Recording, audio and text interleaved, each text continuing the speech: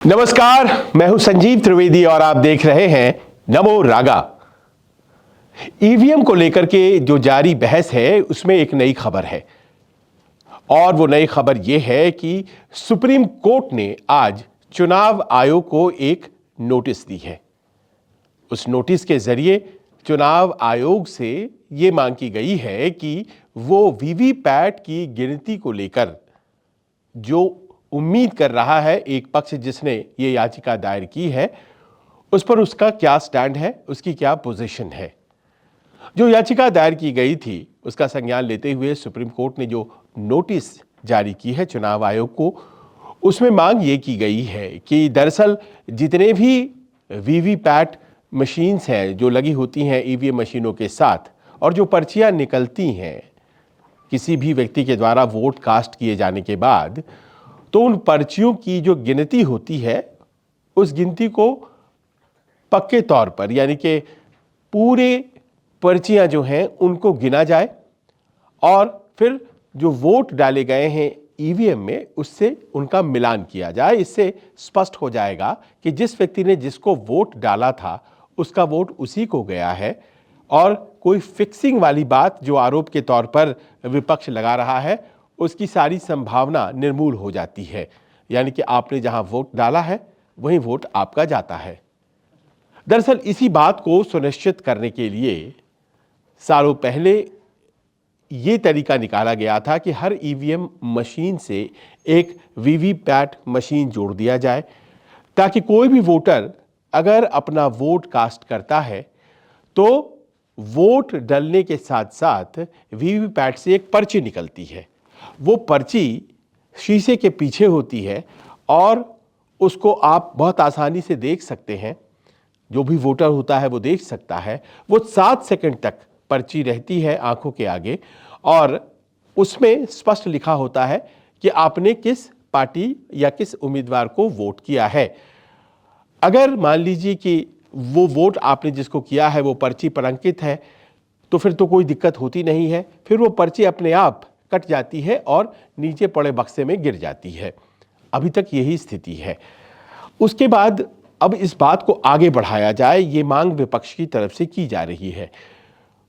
19 दिसंबर को इंडिया गठबंधन की बैठक दिल्ली में हुई थी और दिल्ली वाली बैठक में ये तय किया गया था कि चलिए बैलेट व्यवस्था जो है उस पर लौटने में इलेक्शन कमीशन को थोड़ी दिक्कत है, लगता है उसे है कि जो चीज़ हम पीछे छोड़ आए हैं अब इस साइंस के ज़माने में हम फिर वापस उसी बैलेट के ज़माने में जाएं तो ये अनुचित होगा। हालांकि दुनिया के बहुत से जो विकसित देश हैं वो अभी भी बैलेट पर हैं, लेकिन चलिए इस दलील को मानते हुए कि चुनाव आयोग को दिक्कत है, ये तय किया गया विपक्षी दलों के द्वारा कि हर वोट का जो वीवीपैट पर्ची निकलती है उसकी गिनती भी की जाए, उसकी गणना भी की जाए और मिलान कर लिया जाए हर वोट से और फिर उसकी आखिर में गिनती की जाए, टैली हो जाए।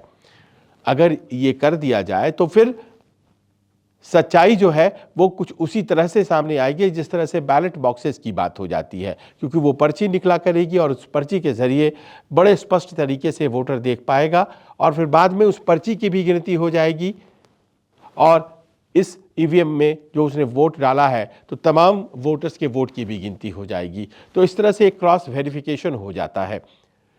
ये मांग रखी गई विपक्ष के दलों द्वारा 19 दिसंबर को जो बैठक इंडिया गठबंधन की दिल्ली में हुई थी। इसके बाद फिर कांग्रेस की निगरानी में और उसके नेतृत्व में एक डेलीगेशन चुनाव आयोग से मुलाकात के लिए उसने समय मांगा और कहा कि हमें अपना प्रतिवेदन इस संबंध में देने की इजाज़त दी जाए। देखिए इस बात को लेकर काफ़ी दिन हो गए, अब तो अप्रैल का महीना शुरू हो गया है। चुनाव आयोग की तरफ से कोई मुलाकात की कोई समय या कोई अपॉइंटमेंट नहीं दिया गया और इससे नाराज़गी हुई विपक्षी दलों को और जयराम रमेश ने आज ट्वीट करते हुए ये कहा कि सुप्रीम कोर्ट ने जो नोटिस दी है दरअसल हम भी उसी संदर्भ में बात करना चाहते हैं और जो भी फैसला होना चाहिए वो चुनाव के शुरुआत से पहले हो जाना चाहिए ताकि इन्हीं चुनाव में इस याचिका पर जो भी फैसला आता है उसका असर हो सके। अब देखना है इलेक्शन कमीशन क्या कहता है। दरअसल इस बात को इलेक्शन कमीशन सिरे से खारिज कर चुका है कि वीवीपैट के जरिए ही जो ईवीएम की सत्यता है उसको आंका जा सकता है। उनका ये मानना है कि ईवीएम मशीनों के ऊपर जो शक किया जाता है वो गैर वाजिब है। उनको ये लगता है कि ये दरअसल शक अपनी स्थिति से जनित होता है। मतलब ये कि अगर आप हार रहे हैं तो आपको शक हो जाता है, और अगर आप जीत रहे हैं तो फिर आपको कोई शक नहीं होता है। बार बार ये कोट भी किया जाता है कि साल 2009 में जब लालकृष्ण आडवाणी के नेतृत्व में भारतीय जनता पार्टी विपक्ष में थी तो उस वक्त भारतीय जनता पार्टी ईवीएम मशीनों के खिलाफ आवाज़ उठाया करती थी, और अब जबकि विपक्ष में कांग्रेस पार्टी है तो वो ईवीएम मशीनों के खिलाफ आवाज़ उठाती है। बहरहाल ये जो आंदोलन है ईवीएम से जुड़ा हुआ, ये पूरे देश में बहुत तेज़ी से फैला क्योंकि बहुत से संगठन लग गए और वो साबित करना चाहते हैं कि ईवीएम में मैच फिक्सिंग हो जाती है, ईवीएम की वजह से ही 400 पार का नारा दिया जा रहा है।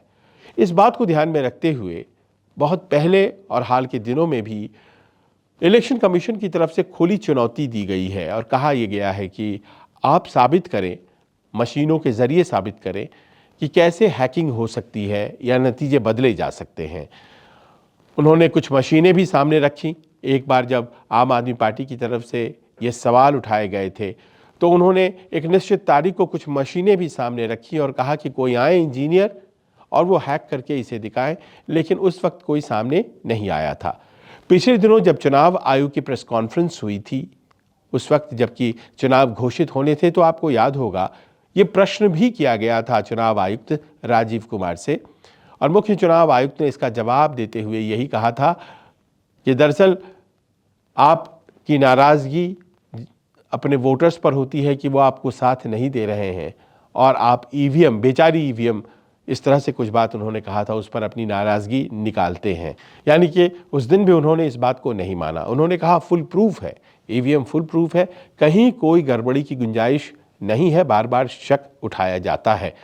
लेकिन अब देखिए कि ऐसे में जबकि एक नोटिस दी गई है, इस नोटिस का जवाब इलेक्शन कमीशन की तरफ से क्या आता है। जो विपक्षी दल मुलाकात का समय मांग रहे थे उसमें भी वो यही कहना चाहते थे कि साहब आप सारे वीवीपैट की पर्चियां गिन लीजिए, आप बैलेट नहीं लाना चाहते हैं तो पर्चियां ही गिन लीजिए ताकि हमें यकीन हो जाए कि जहां वोट मारा गया था वहीं वोट गया है, आप वो गिनने की व्यवस्था कर लीजिए। इलेक्शन कमीशन ने इसके पूर्व में भी जब एसोसिएशन ऑफ डेमोक्रेटिक रिफॉर्म्स ने इस तरह की याचिका दी थी तो उसका जवाब दिया था, और जवाब देते वक्त उसने कहा था कि इस तरह के जो शक है इसका कोई पारावार नहीं, कोई मतलब नहीं, और इस तरह से बहुत ज़्यादा मुश्किल इलेक्शन कमीशन को आएगी और इसीलिए इसका कोई फ़ायदा नहीं है।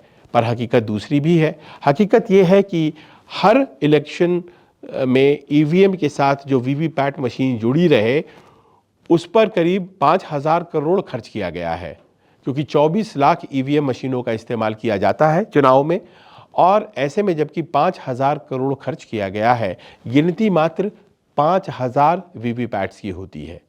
आप जानना चाहेंगे ऐसा क्यों होता है? ऐसा इसलिए होता है कि पार्लियामेंट के चुनाव में जितनी भी असेंबली कंस्टिट्यूएंसी होती हैं, उन असेंबली कंस्टिट्यूएंसीज में से सिर्फ 5 मशीनों को चुना जाता है एक असेंबली में से, और उनकी गिनती कर ली जाती है और उनका मिलान कर लिया जाता है। ये जो 5 चुने जाते हैं ये कहीं से भी रैंडम उठा लिए जाते हैं, और जैसे कहा जाता है कि अगर चावल पक रहा है तो आप थोड़े दाने निकाल कर जान लेते हैं कि पूरी तरह से चावल पका या नहीं। उसी प्रकार कुछ मशीनों के वीवीपैट को जांच करके ये आकलन कर लिया जाता है कि जी कोई गड़बड़ी नहीं हुई है। लेकिन विपक्षी दल आज की तारीख में जो है वो इस तरह की एक्सरसाइज से संतुष्ट नहीं है। वो कह रहे हैं कि एक एक वीवीपैट की पर्ची को आप जांचिए, मिलान कीजिए, गिनती कीजिए और फिर उसके बाद ही नतीजे निकालिए। सुप्रीम कोर्ट भी पूर्व में तो इलेक्शन कमीशन के इस दावे से कन्विंस होता नज़र आया है कि इस तरह से अननेसेसरी बर्डन, बहुत ज़्यादा एक बोझ बढ़ेगा इलेक्शन कमीशन पर और इसके लिए बहुत से स्टाफ की ज़रूरत है। लेकिन ये भी अपने आप में बहुत समझने वाली बात है कि अगर स्टाफ की ज़रूरत है तो उन्हें लाया जा सकता है। विश्वास बहाली के लिए ये एक ज़रूरी अगर कदम है तो इस तरह के कदम लिए जा सकते हैं और कोशिश की जा सकती है कि वीवीपैट को पूरी तरह से अनिवार्य तरीके से पूरे देश में लागू किया जाए और उसकी गिनती को लागू किया जाए, माफ़ करें। अब यह अपने आप में बहुत आसान तो नहीं होने जा रहा है। आप जानते हैं इस बार लगभग 100 करोड़ वोटर हैं, थोड़े से कम। तो ऐसे में 100 करोड़ वीवीपैट पर्चियों की गिनती, जाहिर है कि वो जो नतीजे हैं वो बहुत पीछे चले जाएंगे, बहुत समय लगेगा आने में। लेकिन क्या विश्वास बहाली के लिए इलेक्शन कमीशन ऐसा करेगा? ऐसे में जबकि तमाम विपक्षी दल ये बोलने लगे हैं, तमाम नागरिक संगठन भी इस तरह की बातें कहने लगे हैं, आए दिन इलेक्शन कमीशन पर लोग जुलूस लेके पहुंचते हैं, जंतर मंतर पर बैठे रहते हैं।